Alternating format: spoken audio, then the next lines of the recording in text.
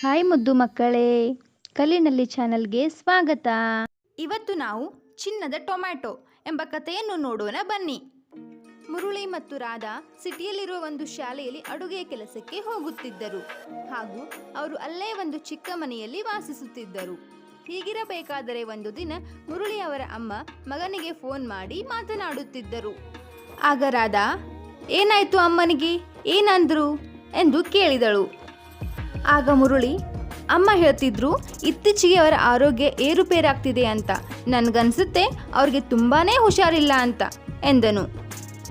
ಅದಕ್ಕೆ ರಾಧಾ, ಒಂದ್ಸಲ ಅವರಿಗೆ ಆಸ್ಪತ್ರೆಗೆ ಹೋಗಿ ಬರಕ್ಕೆ ಹೇಳಿ, ಏನಾದರೂ ಸಮಸ್ಯೆ ಇದ್ರೆ ಗೊತ್ತಾಗುತ್ತೆ. ನಮಗೂ ಕೂಡ ಇಲ್ಲಿಂದ ಕೆಲಸ ಬಿಟ್ಟು ಹೋಗೋಕ್ಕೂ ಆಗಲ್ಲ. ಈ ಕೆಲಸ ಇಲ್ಲಂದ್ರೆ ಮುಂದೆ ನಮ್ಮ ಜೀವನ ತುಂಬಾ ಕಷ್ಟ ಆಗುತ್ತೆ ಎಂದಳು. ಆಗ ಮುರುಳಿ, ನೀನು ಹೇಳೋದು ಸರಿ, ನಡಿ, ಕೆಲಸಕ್ಕೆ ಟೈಮ್ ಆಯ್ತು, ಹೋಗೋಣ ಎಂದು ನಡೆದರು. ಬೆಳಿಗ್ಗೆಯಿಂದ ಸಾಯಂಕಾಲದವರೆಗೆ ಇಬ್ಬರೂ ಶಾಲೆಯಲ್ಲಿ ಕೆಲಸ ಮಾಡುತ್ತಿದ್ದರು ಹಾಗೂ ಕೆಲಸ ಮುಗಿದ ಮೇಲೆ ಪಕ್ಕದಲ್ಲಿರುವ ಮನೆಯಲ್ಲಿ ವಿಶ್ರಮಿಸೋದು, ಇದೇ ಅವರ ಜೀವನ. ಒಂದು ದಿನ ರಾತ್ರಿ ಮುರುಳಿ ಗಾಢವಾದ ನಿದ್ರೆಯಲ್ಲಿ ಇದ್ದ. ಅವನಿಗನ್ಸಿತ್ತು ಅವನಮ್ಮ ಅವನನ್ನ ಕರಿತಿದ್ದಾರೆ ಅಂತ. ಮುರುಳಿ, ಮಗನೇ ಮುರುಳಿ, ಮನೆಗೆ ವಾಪಸ್ ಬಾರೋ. ಅಮ್ಮ ಕೂಗೋ ಶಬ್ದ ಕೇಳಿ ಅವನಿಗೆ ಎಚ್ಚರ ಆಯಿತು. ಬೆವರ್ತಾನೆ ಅಮ್ಮನ ಬಗ್ಗೆ ಯೋಚನೆ ಮಾಡ್ತಾ ಕೂರ್ತಾನೆ. ಅಷ್ಟರಲ್ಲಿ ಅವನ ಹೆಂಡತಿ ರಾಧಾಗೂ ಕೂಡ ಎಚ್ಚರ ಆಗುತ್ತೆ. ಯಾಕ್ರಿ, ಏನಾಯಿತು, ಏನಾದರೂ ಕನಸು ಬಿತ್ತಾ ಎಂದು ಕೇಳಿದಳು. ರಾಧಾ, ಅಮ್ಮ ನನ್ನ ಕರೆದಂಗೆ ಆಗ್ತಿದೆ, ಅವ್ರಿಗೆ ಹುಷಾರಿಲ್ಲ ಅನಿಸುತ್ತೆ, ನಾಳೆನೇ ಊರಿಗೆ ಹೋಗೋಣ. ಸರಿ ಆಯಿತು. ಬೆಳಿಗ್ಗೆ ಮೊದಲನೇ ಬಸ್ ಹಿಡಿದು ತಕ್ಷಣ ಹಳ್ಳಿಗೆ ಬರ್ತಾರೆ.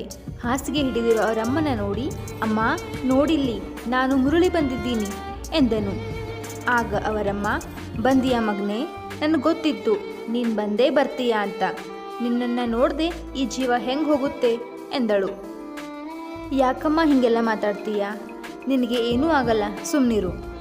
ಇಲ್ಲ ಕಣಪ್ಪ, ನನ್ನ ಸಮಯ ಮುಗಿದಿದೆ, ನಿನಗೊಂದು ರಹಸ್ಯ ಹೇಳಬೇಕಂತಾನೆ ನಾ ಇನ್ನೂ ಬದುಕಿದ್ದೇನೆ ಎಂದಳು. ಯಾವ ರಹಸ್ಯ ಅತ್ತೆ, ಏನು ಹೇಳಿ ಎಂದಳು. ಜಾದುವಿನ ಟೊಮೆಟೊ ರಹಸ್ಯ. ಗೋಡೆ ಮೇಲೆ ಒಂದು ಡಬ್ಬ ಇದೆ, ಅದರೊಳಗಡೆ ಜಾದುವಿನ ಟೊಮೆಟೊ ಬೀಜ ಇದೆ. ಅದನ್ನು ಹೊಲದಲ್ಲಿ ನೆಡು. ಆ ಟೊಮೆಟೊ ನಿನ್ನ ಎಲ್ಲ ಇಚ್ಛೆಗಳನ್ನು ಪೂರೈಸುತ್ತೆ ಹಾಗೂ ನಿನ್ನ ಜೀವನ ಸುಖಕರವಾಗಿರುತ್ತೆ ಎಂದು ಹೇಳಿ ಮುರುಳಿಯ ತಾಯಿ ಸತ್ತಳು. ಸ್ವಲ್ಪ ದಿನದ ನಂತರ, ರೀ ಅತ್ತೆ ನಮಗೊಂದು ರಹಸ್ಯ ಹೇಳಿದ್ರು, ನೆನಪಿದೆಯಾ? ನೋಡಿ ಎಲ್ಲಿದೆ ಆ ಜಾದುವಿನ ಟೊಮೆಟೊ ಬೀಜ, ಹೊಲದಲ್ಲಿ ಹಾಕೋಣ ಎಂದಳು. ಆದರೆ ಇದಕ್ಕೆಲ್ಲ ಸಮಯ ಜಾಸ್ತಿ ಹಿಡಿಯುತ್ತೆ. ಇರಲಿ ಬಿಡ್ರಿ, ಇದರಿಂದ ನಮ್ಮ ಅದೃಷ್ಟ ಬದಲಾಗಬಹುದು ಎಂದಳು. ಮಾರನೇ ದಿನ ಮುರುಳಿ ಮತ್ತು ರಾಧಾ ಹೊಲಕ್ಕೆ ಹೋಗಿ ಆ ಜಾದುವಿನ ಟೊಮೆಟೊ ಬೀಜವನ್ನು ಹೊಲದಲ್ಲಿ ಹಾಕ್ತಾರೆ. ಈಗ ನಾವು ಈ ಟೊಮೆಟೊ ಬೆಳೆಯೋದಕ್ಕೆ ಸ್ವಲ್ಪ ದಿನ ಕಾಯಬೇಕು ಎಂದು ರಾಧಾ ಹೇಳಿದಳು. ಈ ಜಾದುವಿನ ಟೊಮೆಟೊ ಯಾವಾಗ ಬೆಳೆಯುತ್ತೋ ಏನು ಎಂದು ಮುರುಳಿ ಕೇಳಿದನು. ತಾಳ್ಮೆ ಇರಲಿ ಎಂದು ಅವನ ಹೆಂಡತಿ ರಾಧಾ ಹೇಳಿದಳು. ಆ ಬೀಜದಲ್ಲಿ ಏನು ಜಾದುವಿದೆ ಅಂತ ಇವರಿಗೆ ಗೊತ್ತಿರಲಿಲ್ಲ. ಬೆಳೆ ಬರೋ ತನ ಕಾದು ನೋಡಬೇಕಿತ್ತು. ಹೊಲದಲ್ಲಿ ಬೀಜ ಹಾಕಿ ಇವರಿಗೆ ತುಂಬಾ ಸುಸ್ತಾಗಿತ್ತು. ಮನೆಗೆ ಬಂದು ಊಟ ಮಾಡಿ ಟೊಮೆಟೊ ಬಗ್ಗೆನೇ ಯೋಚನೆ ಮಾಡ್ತಾ ಮಲಗುತ್ತಾರೆ.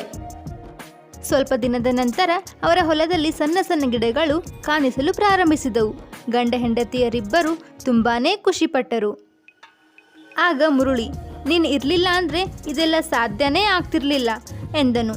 ಹಾಗ್ಯಾಕಂತೀರಾ, ಇದು ನಮ್ಮಿಬ್ಬರ ಜೀವನ. ರೀ, ಇನ್ನು ಸ್ವಲ್ಪ ದಿನ ಟೊಮೆಟೊ ಬಂದಮೇಲೆ ನಮ್ಮ ಅದೃಷ್ಟನೇ ಬದಲಾಗಬಹುದು. ಇಷ್ಟು ದಿನ ಕಷ್ಟಪಟ್ಟಿದ್ದಕ್ಕೂ ಸ್ವಾರ್ಥಕ ಆಗುತ್ತದೆ ಎಂದಳು. ಮಾರನೇ ದಿನ ಮುರುಳಿ ಒಬ್ಬನೇ ತನ್ನ ಹೊಲಕ್ಕೆ ಹೋದಾಗ ಅವನ ಹೊಲದಲ್ಲಿ ಫಸಲು ಹೊಳಿತಾ ಇತ್ತು. ಅಂದರೆ ಹೊಲದ ತುಂಬೆಲ್ಲ ಟೊಮೆಟೊ ಹಣ್ಣುಗಳಾಗಿದ್ದವು. ಈ ವಿಷಯವನ್ನು ತನ್ನ ಹೆಂಡತಿಗೆ ಹೇಳಲು ಓಡುತ್ತಾ ಮನೆಗೆ ಬಂದನು. ಏ ರಾಧಾ, ಜಾದುವಿನ ಟೊಮೆಟೊ ಬೆಳ್ಕೊಂಡ್ಬಿಡ್ತು, ನಡಿ ನೋಡೋಣ ಎಂದು ಇಬ್ಬರು ಹೊಲಕ್ಕೆ ಹೊರಟರು. ಟೊಮ್ಯಾಟೊ ನೋಡಿ ರಾಧಾಗೂ ಕೂಡ ಆಶ್ಚರ್ಯ ಆಗುತ್ತೆ. ಇಬ್ಬರು ಆ ಜಾದುವಿನ ಟೊಮ್ಯಾಟೊ ಕೀಳ್ತಾರೆ. ಆದರೆ ಅದರಲ್ಲಿ ಯಾವ ಜಾದುವೂ ಕಾಣಲಿಲ್ಲ. ಇರಲಿ, ಮನೆಗಾದರೂ ಒಯ್ಯೋಣ ಎಂದು ಸ್ವಲ್ಪ ಟೊಮ್ಯಾಟೊಗಳನ್ನು ತೆಗೆದುಕೊಂಡು ಮನೆಗೆ ಹೋದರು. ಇಷ್ಟೆಲ್ಲ ಕಷ್ಟಪಟ್ಟಿದ್ದು ವ್ಯರ್ಥವಾಯಿತು ಎಂದು ಬೇಜಾರಿನಲ್ಲಿ ಇಬ್ಬರು ಮಾತನಾಡಿಕೊಳ್ಳುತ್ತಿದ್ದರು. ಮನೆಗೆ ಹೋಗಿ ರಾಧಾ ಅಡಿಗೆ ಮಾಡ್ತಿರ್ತಾಳೆ. ಆದರೆ ಯಾವಾಗ ಅವಳು ಸಾಂಬಾರಿಗೆ ಟೊಮೆಟೊ ಹಾಕ್ತಾಳೋ ಇಡೀ ಸಾಂಬಾರೆಲ್ಲ ಚಿನ್ನದಾಗಿ ಬದಲಾಗಿ ಬಿಡುತ್ತದೆ. ಮುರುಳಿಗೂ ಕೂಡ ತುಂಬಾ ಖುಷಿಯಾಗುತ್ತೆ. ಈ ಚಿನ್ನವನ್ನು ಮಾರಿ ದೊಡ್ಡದಾದ ಮನೆ, ಕಾರು, ಬೇಕಾದ ಎಲ್ಲವನ್ನೂ ತೆಗೆದುಕೊಳ್ಳುತ್ತಾರೆ. ಇದೆಲ್ಲ ನಮ್ಮಮ್ಮನ ಆಶೀರ್ವಾದ. ಅವರಿಂದಲೇ ನಾವು ಇಷ್ಟೊಂದು ನೆಮ್ಮದಿಯಿಂದ ಇದ್ದೇವೆ ಎಂದು ಅವರ ಅಮ್ಮನಿಗೆ ಕೃತಜ್ಞತೆಯನ್ನು ಸಲ್ಲಿಸಿದರು ಹಾಗೂ ಬಡವರಿಗೂ ಕೂಡ ಸಹಾಯವನ್ನು ಮಾಡತೊಡಗಿದರು.